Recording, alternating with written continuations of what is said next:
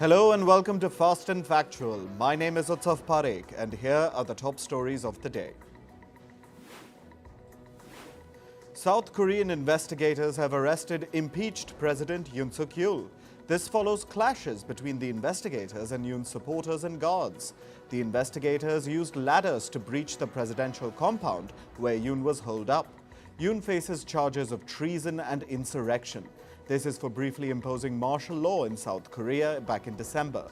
Yoon said he surrendered to the investigators to prevent bloodshed, but he rejects the legitimacy of the investigation. Hamas has accepted a draft agreement for a ceasefire in Gaza. It'll reportedly pave the way for the release of dozens of Israeli hostages. Israel's Prime Minister Benjamin Netanyahu went for a meeting late on Tuesday to discuss the agreement. Mediators from the United States and Qatar say that Israel and Hamas are at the closest point of finalising a deal, bringing them a step closer to ending the war, which has raged for 15 months. Israeli strikes killed at least 18 people in Gaza. Dozens of others also sustained injuries. The strikes hit Gaza's Khan Yunis city and nearby areas. Israeli forces say they struck Hamas fighters. An Israeli strike killed at least 6 people in the occupied West Bank on Tuesday.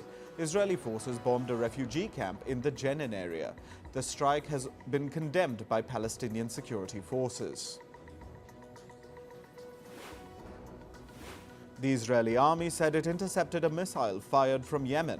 The projectile set off air raid sirens in central Israel. Israel said that shrapnel from the missile fell inside a civilian house near Jerusalem. The Iran-backed Houthis claimed responsibility for the attack, saying they had launched a hypersonic ballistic missile.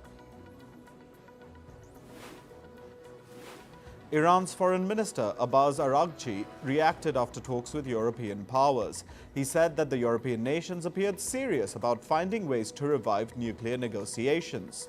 The discussions also revolved around lifting sanctions. Araghchi said that the discussions were positive. Lebanon's new Prime Minister, Nawaf Salam, has vowed to extend state authority across the country. He called on Hezbollah to withdraw from southern Lebanon. Salam added that he was reaching out to everyone across Lebanon's political spectrum to help rescue, reform, and rebuild the crisis-hit country. Salam has been tasked by the new president, Joseph Aoun, to pull Lebanon out of its economic crisis. US President-elect Donald Trump has announced that he will form an external revenue service for tariff collection. He said that the new body will collect tariffs, duties, and revenues coming from foreign sources. Trump has pledged to impose sweeping tariffs on both US allies and adversaries once he takes office. Cuba has said that it will free 553 prisoners. This was announced after the US said it would remove Cuba from the state sponsor of terrorism list. It will be one of the last official acts by US President Joe Biden before he leaves the White House. However, there is a possibility that incoming President Donald Trump might reverse the decision. Ukraine carried out its largest aerial attack on Russia on Tuesday. Kyiv said it hit Russia's factories and energy hubs. The barrage forced schools to shut in southwestern Russia. Operations in at least 9 airports in central and western Russia were temporarily halted. The Russian military accused Kyiv of using American and British missiles for one of the strikes. Moscow said that the attack would not go unanswered. Russia and Vietnam signed an agreement on nuclear energy on Tuesday. This comes after a visit by Russian Prime Minister Mikhail Mishustin, aimed at deepening ties between the two nations. Vietnam seeks to restart nuclear power plants to meet its rapidly expanding energy needs. Russia and Vietnam also signed other agreements related to digital technology and electronics. India's Prime Minister Narendra Modi commissioned 2 warships and a submarine in the city of Mumbai earlier today. He expressed pride over the 3 naval craft as they were indigenously developed. He also said that India is emerging as a prominent global maritime power. India's External Affairs Minister S. Jaishankar concluded an official trip to Spain. 2 MOUs were signed during the trip, one in the field of sports and the second for cooperation in sustainable urban development. Jaishankar called on King Philippe VI and Prime Minister Pedro Sanchez during his visit. He also held a meeting with his counterpart, José Manuel Alvarez. Venezuela has announced restrictions on French, Italian and Dutch diplomats. Venezuela's foreign ministry said that it would limit the number of accredited diplomats to 3. Caracas cited their government's hostile response to Nicolas Maduro's presidential inauguration. France, Italy and the Netherlands openly condemned Maduro's regime last week. Several other nations have also refused to accept his re-election. The death toll of trapped illegal miners in South Africa has risen to at least 36. Operations are underway to find survivors and recover bodies from an abandoned gold mine. South African authorities have blocked food and other essential supplies to the mine since October last year. This was to force out and arrest the illegal miners. It's a part of South Africa's crackdown on illegal mining operations. Human rights groups have slammed the country's surrender or starve approach. In climate news, with Donald Trump set to assume office, Joe Biden's team has accelerated the disbursement of $74 billion for climate programs. The move aims to protect investments in renewable energy, electric vehicles and batteries. However, $20 billion of unspent funds could still face cancellation. Trump has promised to dismantle Biden's climate initiatives. Powerful winds threaten to worsen the wildfires in Los Angeles and Ventura County. Forecasters warn of a particularly dangerous situation. Officials have urged residents to stay vigilant and ready to evacuate, as the Palisades and Eaton fires could intensify. The evacuation orders affect 88,000 residents, with nearly 89,000 in warning zones. A dense fog blanketed India's capital New Delhi and surrounding areas this morning. It brought visibility to 0 and caused major disruptions. At least 7 flights were cancelled and 184 others were delayed. 26 trains were running late, with 6 having their timings adjusted. The temperatures dropped to 9 degrees Celsius. India's meteorological office is predicting more fog along with cloudy skies and possible light rain. A new report from the International Council on Clean Transportation projects that global road transport emissions will peak at 9 gigatons in 2025. This is 25 years earlier than previously forecasted. The shift is attributed to the rapid adoption of zero-emission vehicles. The shift has been driven by falling vehicle costs and stricter environmental regulations in major markets. The G20's Financial Stability Board has called for a more widespread and standardized adoption of climate transition plans. This is to better monitor the risks posed to financial systems by climate change. In its latest report, the FSB highlights inconsistencies among nations. The report warns that these inconsistencies could hinder the ability to assess risks effectively. In business and tech news, Meta plans to cut around 5% of its global staff, targeting low performers. Approximately 3,600 employees will be impacted. CEO Mark Zuckerberg called it a move to prepare for an intense year. The company employs about 72,000 people, but hasn't clarified where the cuts will occur. Affected roles may be refilled later in 2025. Reports say that Microsoft has paused hiring in its US consulting division. The tech giant is looking to cut down on expenses amid continued investments in artificial intelligence technology. The unit will also reduce expenses on marketing. Microsoft has plans to invest about $80 billion in data centers in the fiscal year 2025. Thousands of TikTok users in the US are switching to Red Note as a potential ban on the popular video sharing app TikTok looms. Red Note downloads topped Apple's US App Store on Monday, fueled by quote-unquote TikTok refugees. Red Note, which is popular in Taiwan and China, blends Instagram and TikTok features. North Korea's Lazarus Group hacked Wazir X, India's largest crypto exchange. The hackers stole over $230 million worth of crypto assets. This was officially confirmed by the United States, South Korea and Japan in a joint statement. State-sponsored hackers from North Korea have targeted multiple crypto firms in 2024, with the total theft amounting to over $659 million. The AI startup Synthesia raised $180 million in funding, pushing its valuation to $2.1 billion. The UK-based company is now the most valuable generative AI media firm in the country. Its technology creates custom AI avatars for corporate and instructional videos. Its clients include Zoom, Heineken, and IKEA. US plane maker Boeing saw a drastic decline in its output for the year 2024. It delivered just 348 planes last year. This is Boeing's lowest output since the pandemic. Boeing also had more than 5,500 orders that it couldn't deliver. The firm's operations were hampered due to strikes and legal troubles over production standards and manufacturing defects. The U.S. Securities and Exchange Commission, or SEC, sued Elon Musk for his failure to disclose Twitter stake. Allegations claim that Musk saved $150 million by buying shares at low prices. According to the market's regulator, investors must disclose their holdings in a publicly traded company once stakes surpass 5% of the total stock.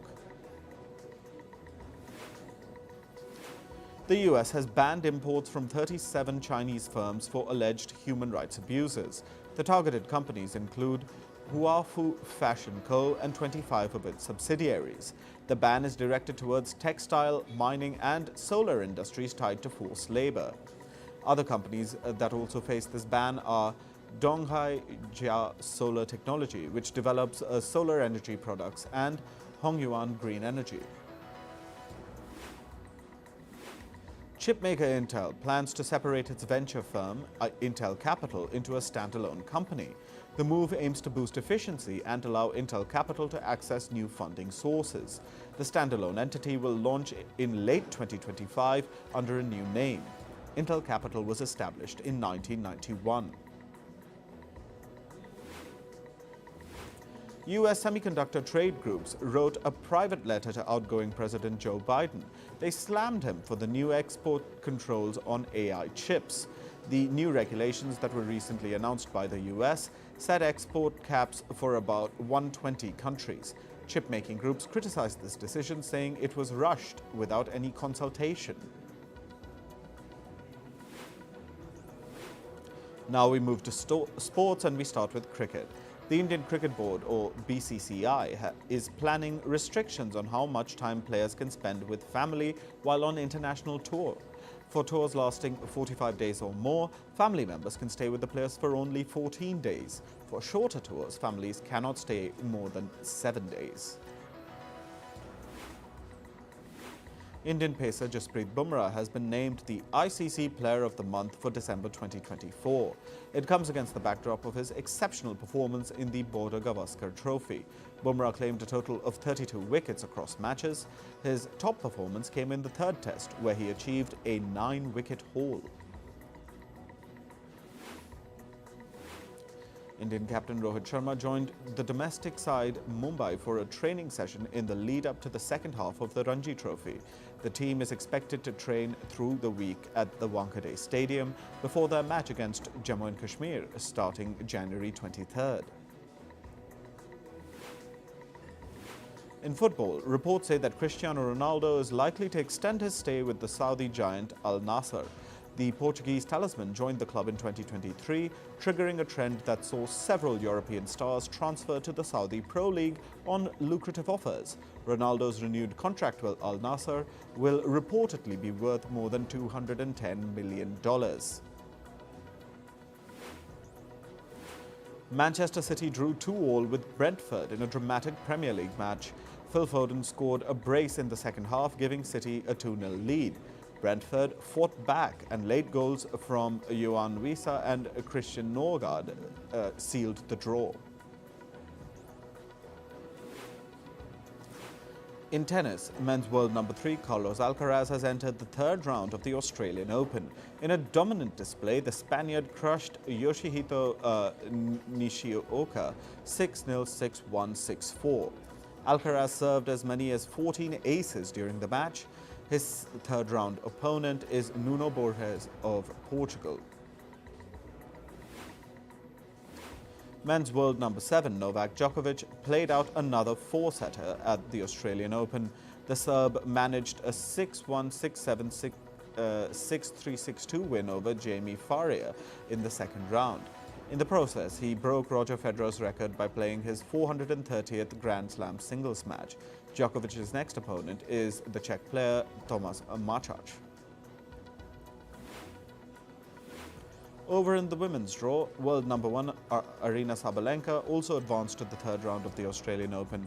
She secured a challenging 6-3, 7-5 win over Jessica Buzas-Meniro. Sabalenka is the defending champion of the Grand Slam. Her next opponent is Danish player Clara Tauson.